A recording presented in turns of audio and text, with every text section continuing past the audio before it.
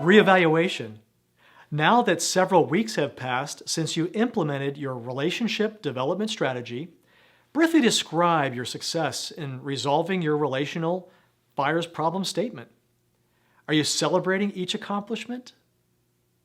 Next, refer back to the relational F.I.R.E.S vision statement you wrote describing your desired picture of the future. Is the future you are now experiencing anything like you expected back then? Why or why not?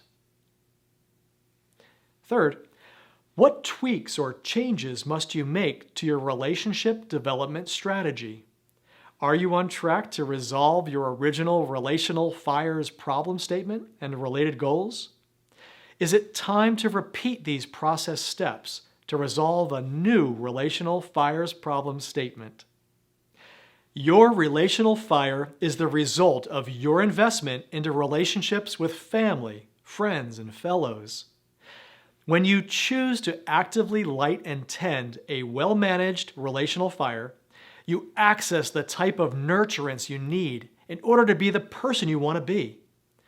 Both the fuel of kindness it feeds on and the clearly marked boundaries it burns within define the relational F.I.R.E.